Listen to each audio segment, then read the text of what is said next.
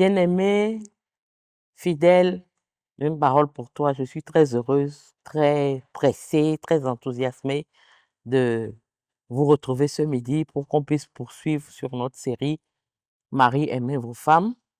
La semaine dernière, on a parlé du baromètre de l'amour. J'espère que vous avez fait l'exercice, que vous avez identifié où vous en êtes et que vous avez identifié aussi comment vous voulez croître, les points sur lesquels vous allez avancer. C'est important de faire ces petites choses-là. En tout cas, je vous encourage à prendre un petit temps dans la semaine pour vous pencher sur cette question-là, sur ces questions-là pour avancer. Aujourd'hui, nous allons poursuivre sur aimer comme Christ a aimé l'Église, sur le premier élément, la première manière dont Christ a aimé l'Église et que les maris doivent adopter, la manière d'aimer en sécurité, avec douceur, sans amertume. Donc, j'en ai longuement parlé la semaine dernière. J'ai cité les versets. J'espère que vous avez eu le temps de pouvoir les revenir là-dessus, les lire, les méditer, en faire des sujets de prière pour vous en tant que mari. Aujourd'hui, je vais partager beaucoup plus avec vous des outils pratiques. Comment faire en sorte que ma femme se sente en sécurité sur le plan émotionnel, dans le couple, dans notre relation, parce que j'aurais créé une atmosphère de paix, une atmosphère paisible dans ce cadre-là. Je vous ai dit la première fois qu'on est en train de parler de mari, aimez vos femmes. Donc, ce n'est pas ce que ma femme doit faire, ce qu'elle fait qui m'énerve, ce n'est pas ça. On dit, Christ dit, il faut que tu aimes ta femme comme moi j'ai aimé l'Église. Et la première chose qu'il te dit, la manière dont j'ai aimé l'Église, c'est que je l'ai aimée avec douceur, sans amertume. Alors, je veux t'aider à faire la même chose. Et voilà les choses que tu peux faire. Vois ça comme ça. Qu'est-ce que tu peux mettre en œuvre pour qu'il y ait cette atmosphère de paix, cette atmosphère de sécurité émotionnelle dans ton couple, créée par toi en tant que mari? Donc, la première chose, le premier outil que je vais partager avec vous, c'est ce qu'on appelle pause. Pause 15. Pause 15. Pourquoi? Parce que, en général, quand il y a un problème dans un couple, le problème, ce n'est pas le désaccord. Ce n'est pas le fait qu'on ne soit pas d'accord sur un sujet. Mais le problème, c'est l'escalade qu'entraînent nos échanges à ce sujet qui fait que on finit par aller crescendo, crier, dire des choses qu'on n'aurait pas dû dire, se mettre en colère. Et il y a comme une escalade, une accélération des choses qui va mener à une atmosphère qui va créer de la frustration, de l'amertume. Donc, cet outil que je vais partager avec vous, qui s'appelle Pause 15, c'est un outil pour mettre bas la terre, pour dire, quand on sent que les choses sont en train de tourner au vinaigre, quand l'un dit pause, ça veut dire qu'on va suivre le processus que je vais décrire tout à l'heure.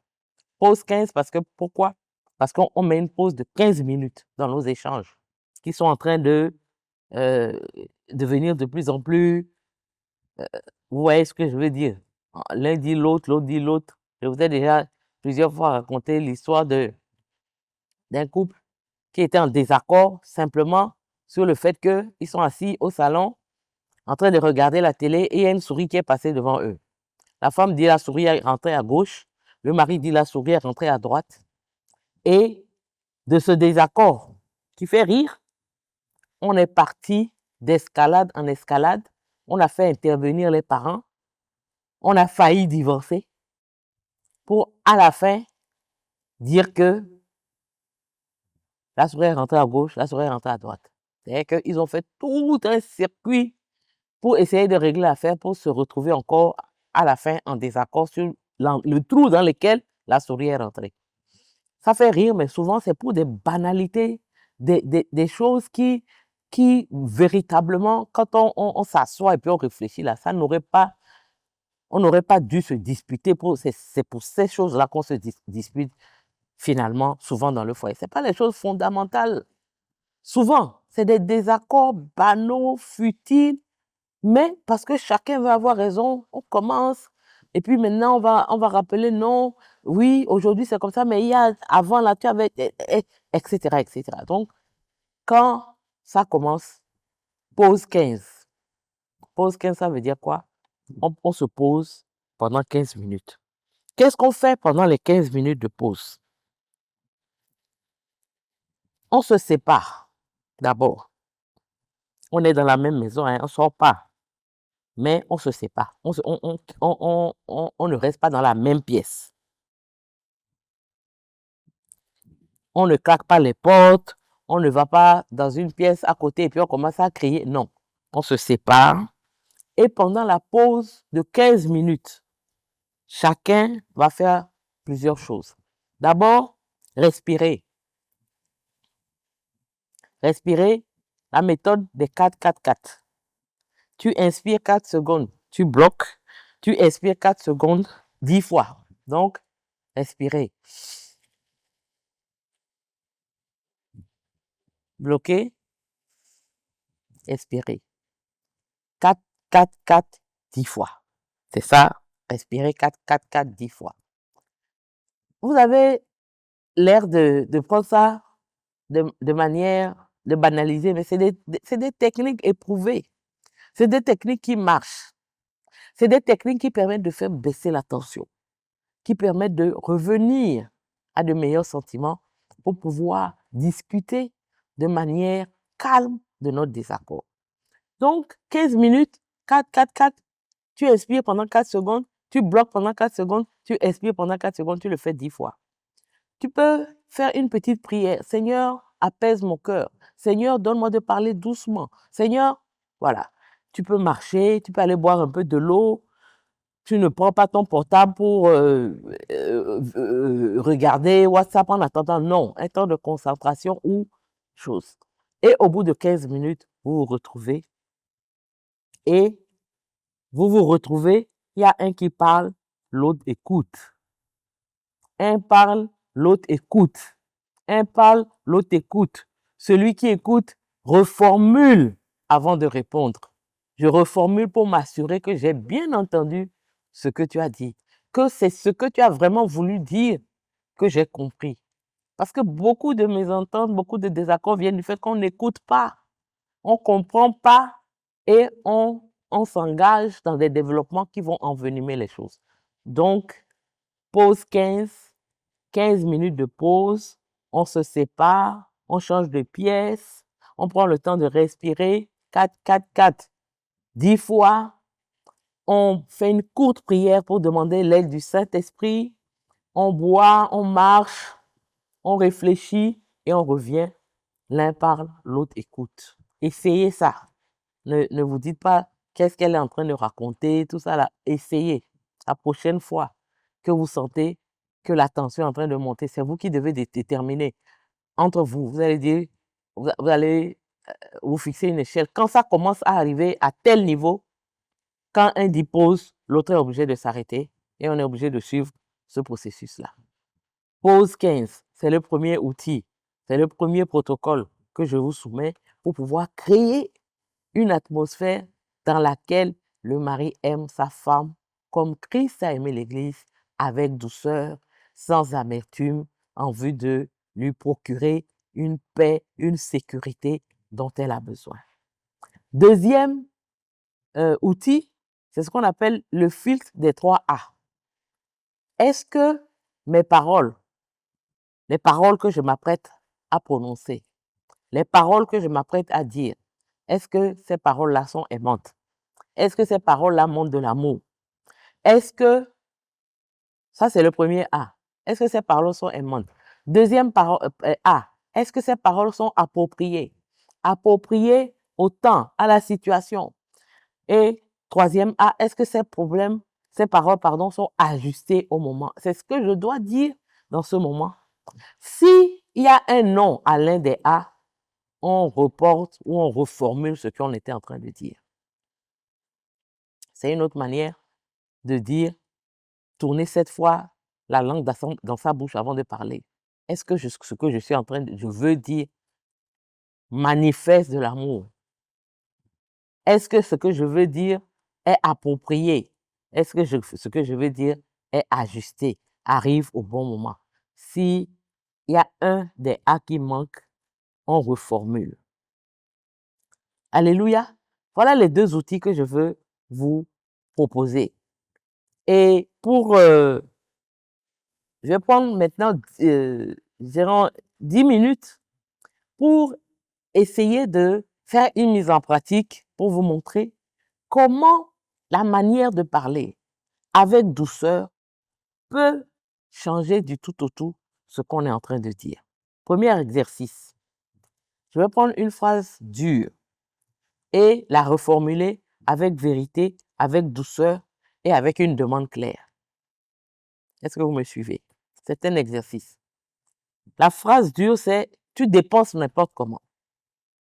Le mari est en face de sa femme, il est énervé parce que il y a des problèmes financiers dans le couple et il est sur les nerfs.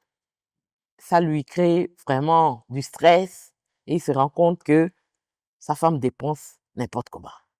Donc, la manière la plus naturelle en tant qu'être humain de parler de ça, c'est « tu dépenses n'importe comment ». Est-ce qu'il y a une autre manière de faire ça? Une manière douce? Oui. Si tu viens en tant que mari, tu dis à ta femme, quand on dépasse le budget, vraiment, je me sens inquiet. Vous voyez, ce n'est pas tu, hein, c'est je. Quand on dépasse le budget, je me sens inquiet. Est-ce que tu peux valider avec moi les achats qui sont supérieurs à 50 000, disons? Est-ce que le problème ne sera pas résolu? Tu trouves que ta femme dépense trop et ce que tu lui proposes, si tu dois dépenser plus de 50 000, il faut que tu me demandes mon avis, il faut que tu valides avec moi. Quand le budget dépasse, je me sens inquiet. Est-ce que tu peux valider désormais avec moi les achats qui sont supérieurs à tel montant, au lieu de tu dépenses n'importe comment? C'est la même chose. On va aboutir au même résultat, mais dans un cas, on a eu une façon douce de parler, une façon douce de dire la vérité, une façon douce de présenter ce qu'on veut. Parce que quand tu me dis, tu dépenses n'importe comment, d'accord, tu veux quoi? C'est quoi n'importe comment? C'est quoi? Là, tu as été clair. C'est, on a dépassé le budget. Donc, ça provoque en moi de l'inquiétude. Alors, je te demande de, désormais, voilà ce qu'on va faire. Si tu dois dépenser plus de temps, demande-moi mon avis. Deuxième exercice, c'est l'exercice qui consiste à toujours, c'est toujours dans la même veine. Quand j'ai parlé de l'écoute, des techniques d'écoute, j'ai insisté sur le fait que on ne dit pas tu, on dit je. Chacun dit je en présentant le fait, l'émotion que ce fait a suscité en moi et le besoin que j'ai par rapport à ce fait. Et l'autre reformule. Exemple, quand tu te comportes de la manière dont tu t'es comporté ce matin, en te mettant en colère sans raison, quand tu fais ça, je me sens vraiment mal. Je me sens comme un petit garçon que sa maman est en train de gronder. Donc, j'aurais besoin que désormais, même si tu as des reproches à me faire, il faut le faire de telle manière. Oui, c'est le modèle. Quand telle chose arrive, on appelle ça la méthode X, Y, Z.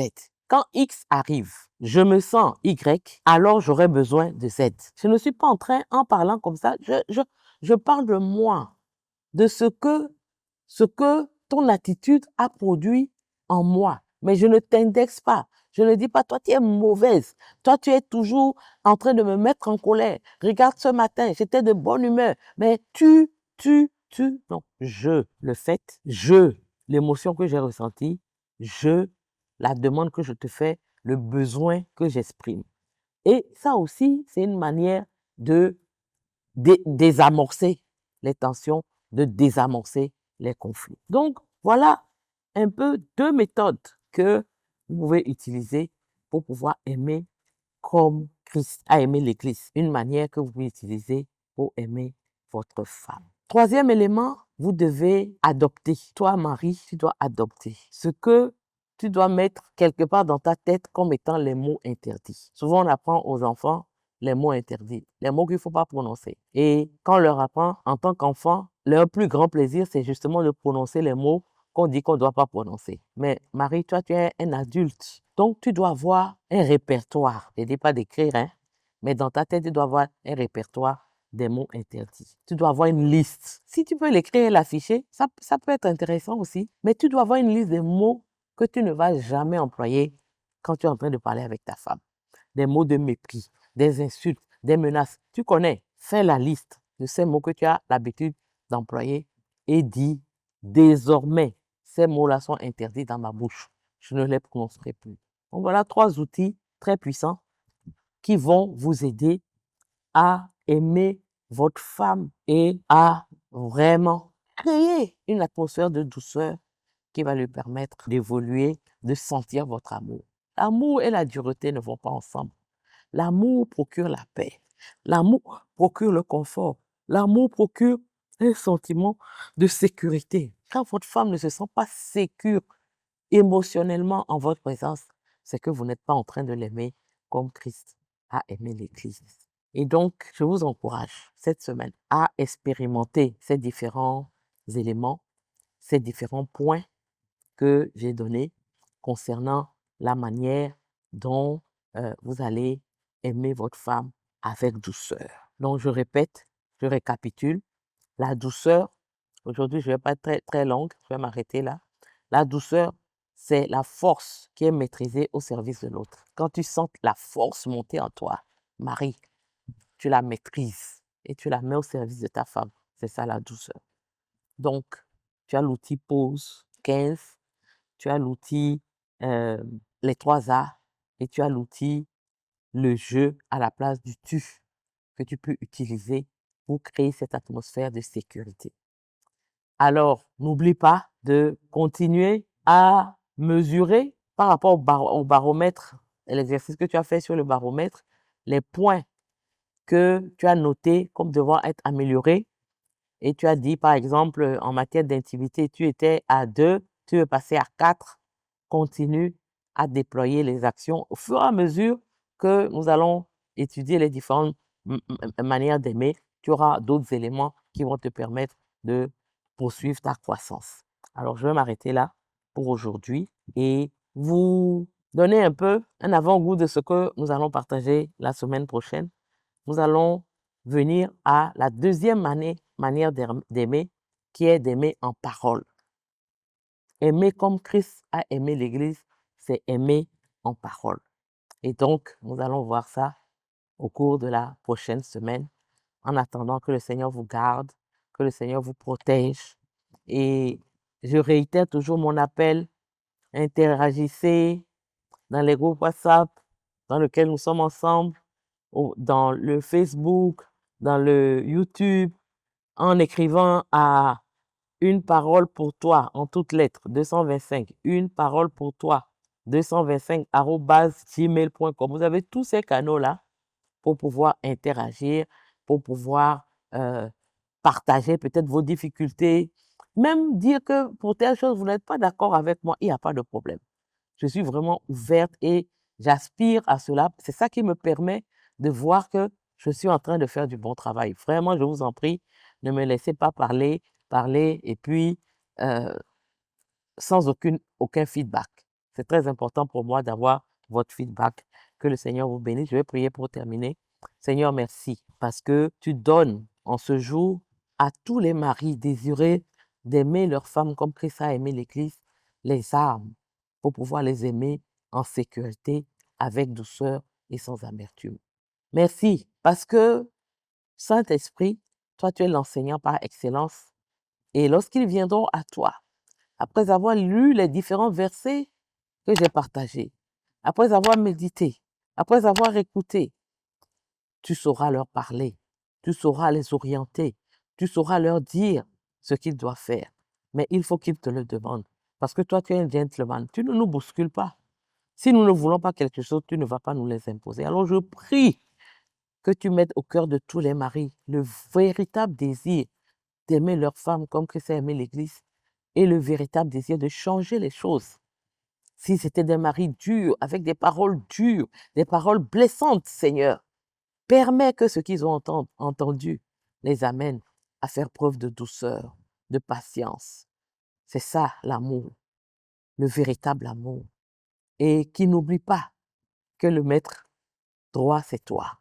C'est toi qui es le standard. C'est toi, à toi que nous voulons ressembler. C'est dans tes pas que nous voulons marcher. Merci Seigneur, que toute la gloire te revienne. C'est dans le précieux nom de Jésus que j'ai prié. Amen. Soyez bénis. À la semaine prochaine. Ne ratez pas.